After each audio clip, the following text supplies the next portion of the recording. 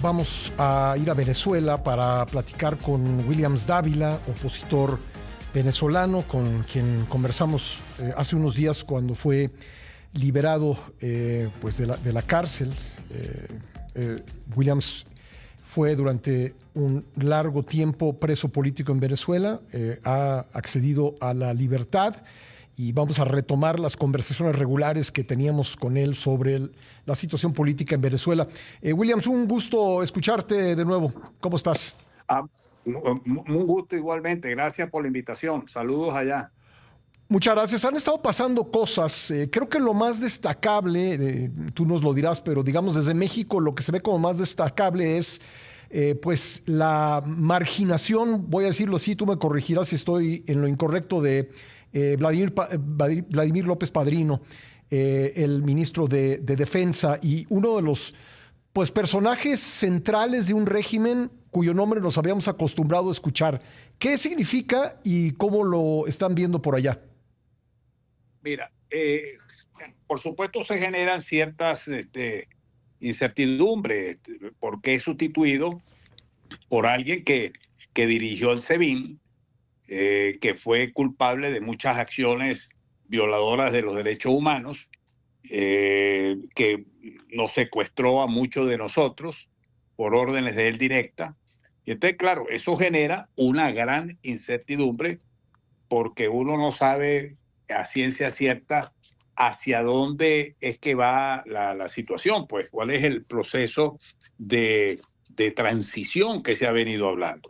Sin embargo, por las informaciones que uno tiene, el general González Rodríguez, perdón, él estudió en los Estados Unidos, aparentemente tiene amistades o vinculaciones con la CIA, y yo no creo que su nombramiento haya estado en desconocimiento de la Casa Blanca.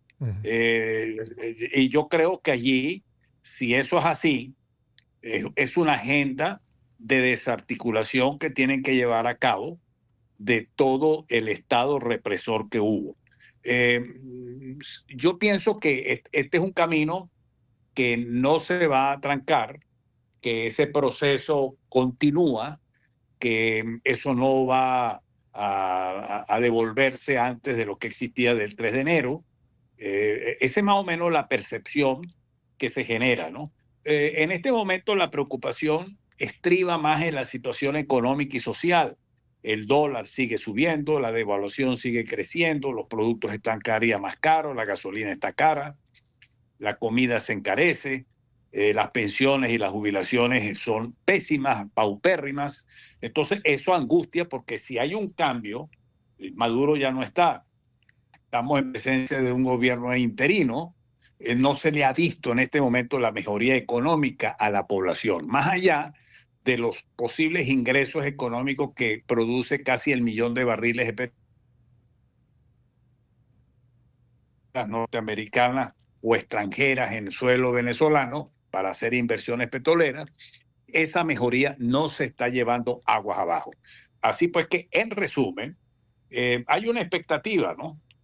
Sin embargo, la gente está consciente que lo que ocurrió el 3 de enero no es una vuelta hacia atrás, sino que porque ocurrió el 3 de enero es que ha habido ciertas flexibilidades y estos cambios que se están dando en el gobierno es precisamente porque esa es la agenda que le han puesto. Ahora, van a cumplir la tarea precisa de desarticular todo el aparato represor del régimen, como el caso de este general que era el director del SEBIN y que tiene en su hombro la muerte de Fernando Albán, de muchos estudiantes desaparecidos, de las represiones que hubo en los tiempos del 2017, 2018.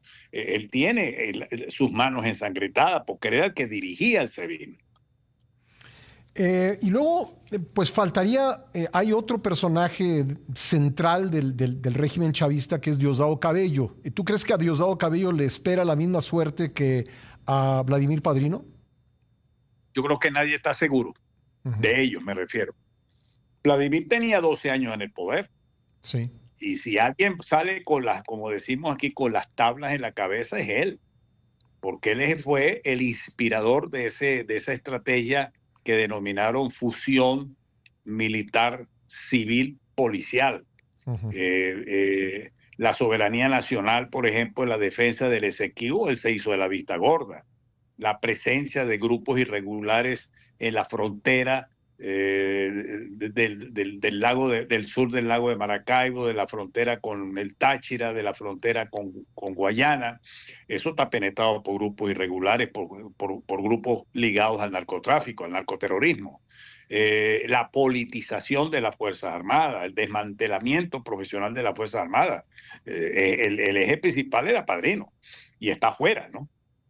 Además pesa sobre él una recompensa y todas las acusaciones de delitos de lesa humanidad. Ujú. Mira, ahorita hay como este Rodrigato, los hermanos Rodríguez y Diosdado, pareciera que están los tres, pero nadie puede estar seguro.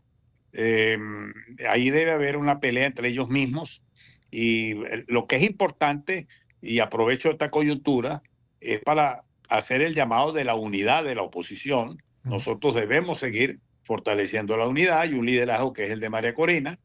Nosotros tenemos que seguir adelante apuntando, desarrollando todo un plan de cara a las elecciones, porque yo creo que eso se lo han dicho a ella. Yo creo que ella tiene que haber conversado eso, me refiero a ella, me refiero a Delcy Rodríguez, tuvo que haber conversado con con el presidente Trump. Eso está hablado. Aquí tiene que venir un cronograma electoral pronto. Incluso antes de las elecciones del midterm en los Estados Unidos, debe venir un cronograma electoral. O sea, ¿tú no crees que está ya satisfecho Trump con haber removido del poder a Maduro y haber dejado la estructura del régimen pues intacta en lo demás? Mira, yo creo que él está consciente, incluso por el impacto político que pueda tener en las elecciones del midterm allá, que no puede dejar la tarea a mitad del camino, tiene que profundizarla. Y yo creo que la gente en el fondo comprende que si el gobierno interino existe actualmente es porque está cumpliendo una agenda, porque ellos no tienen iniciativa propia. En materia económica no la tienen, en materia petrolera no la tienen, en materia de gas no la tienen. Eh, Maduro está ya en una corte, no creo que lo vayan a regresar pronto ni nada por el estilo. Ellos saben que tienen que cumplir. Nosotros lo que tenemos es que seguir empujando como fuerza opositora a los fines que ese proceso de transición se aligere, esas fases. Porque fíjate, en el mes de julio, de acuerdo con la Constitución, se vencerían los 180 días. Si hablamos en términos de lo que dice la Constitución, porque ellos se están basando de una interpretación que dio la Sala Constitucional del TCJ, que es la que han utilizado para encargar de la presidencia de Delcy Rodríguez, debería en este mes de marzo terminarse los primeros 90 días de esa encargaduría y hay una prórroga de 90 días, dice la Constitución. O sea que nosotros estamos hablando de junio para que una vez vencido esa prórroga hayan 30 días para que se convoquen elecciones. Eso vamos a decirte, es lo que dice el librito, ¿no? Sí. Y eso tiene que saberlo el propio presidente Trump. Ahora, ¿van a seguir la encargaduría sobre la base de esa interpretación de la Sala Constitucional que está distante de lo que dice la Constitución? Bueno, este régimen nunca le ha prestado atención a la Constitución. Pero ahí donde está el punto que nosotros, yo creo, por las informaciones que a mí me llegan, es que efectivamente ella tiene que presentar un cronograma electoral pronto. Williams, ¿qué ha pasado con el clima de opresión a la libertad de expresión, a la opresión a la actividad política opositora? ¿Ha amainado un poco eso en estos 2 meses? Mira, ha bajado un poco, pero persiste, ¿no? Todavía en los medios hay cierto temor, entonces no puedes declarar de una manera, no puedes expresar en un programa de entrevista tal cosa. Existe eso, todavía hay cierto temor porque, bueno, todavía está el gobierno interino y todavía tienen los mecanismos de opresión, ¿no? Y es lo que yo he venido diciendo, por ejemplo, en el caso este de la ley de amnistía, está lo que se llama la puerta giratoria, que es el famoso artículo 16, que te pueden aplicar un delito distinto de la ley de amnistía, pero como persiste la ley de odio, la ley contra el terrorismo y el decreto de conmoción, te pueden aplicar lo mismo. Y entonces estaría fuera de la amnistía. Entonces eso genera, tú sabes, cierta suspicacia, porque hay gente que le han negado las amnistías. Por ejemplo, ahorita ayer le negaron la amnistía a 6 dirigentes sindicales famosos que estuvieron presos porque están exigiendo reivindicaciones laborales y les negaron la amnistía. El abogado principal que tiene el Comando Venezuela de María Corina, le negaron la amnistía, Perkin Rocha. Hay dirigentes, periodistas, Narkin Ramos y su esposo le negaron la amnistía.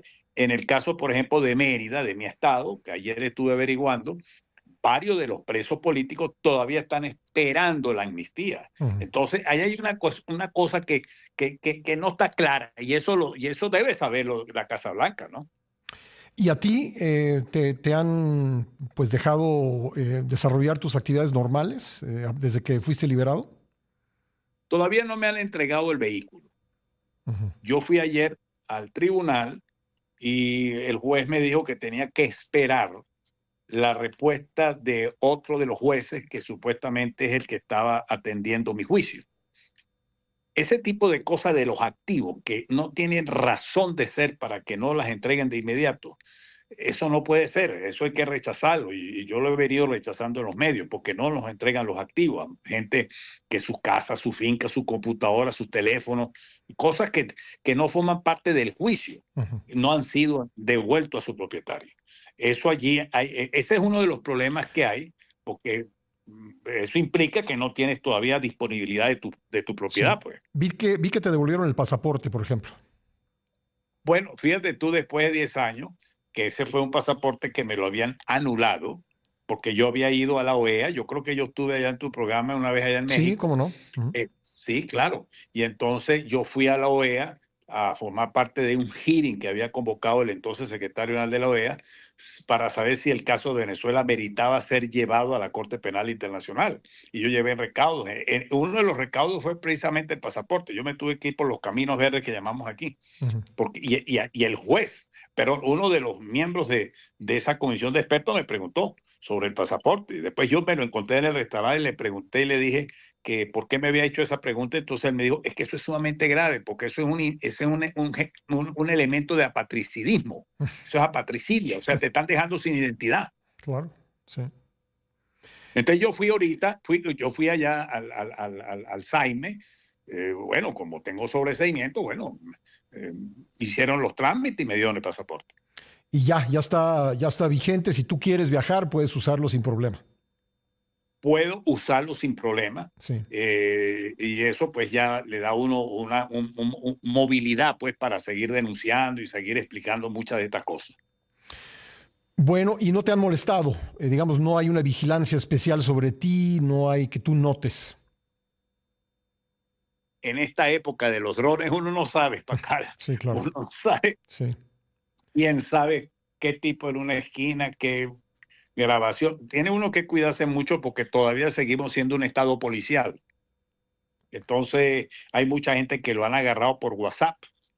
Hay gente que las han agarrado porque les metieron una trampa digital, les dijeron algo por una llamada telefónica, Sí. cualquier cosa de esa, o porque pero eso todavía no ha sido eliminado. Claro, por cierto, todavía un policía te puede detener y pedirte que abras el teléfono y revisar lo que has escrito ahí.